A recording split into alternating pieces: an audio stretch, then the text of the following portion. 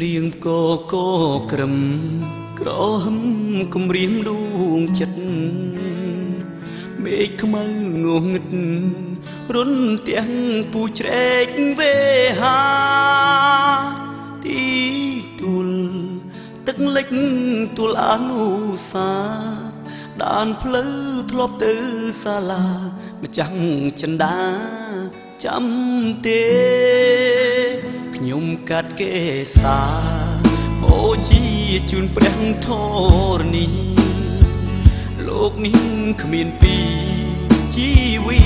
ប្រគល់ជូនថ្លៃមេឃធំភ្នំខ្ពស់ជួយជាសាស័យអ្នកតារក្សាដើមជ្រៃបនទុនស្រីឲ្យនាងយល់ចិត្តទឹកភ្លៀងហូរលាយនឹង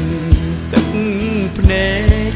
ឲ្យខ្ញុំស្រណោះពុនពេកកាលរួមថ្នាក់រៀននឹងស្រីឲ្យទឹកភ្នែកអ្នកហូរមកធ្វើអ្វីក្រែងស្រស់ស្រីគេឈប់មេត្តា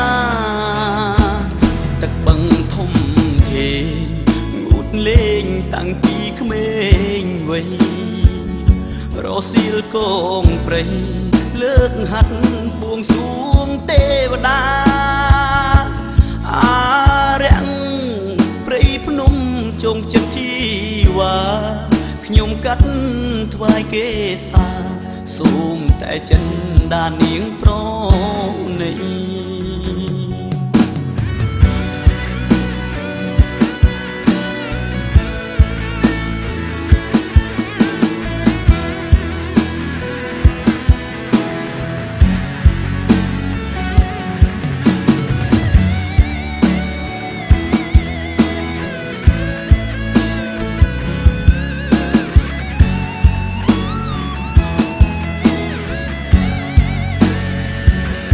ទឹកភ្លៀងហូរលាយនឹងទឹកភ្នែកឲ្យខ្ញុំស្រណោះពុនពេកកាលរួមថ្នាក់រៀននឹងស្រីឲ្យទឹកភ្នែកអ្នកហូរមកធ្វើអ្វីក្រែងស្រស់ស្រីគេឈប់មេត្តាទឹកបឹងធំធេងលេងតាំងពីក្មេងវ័យរសៀលកងព្រៃ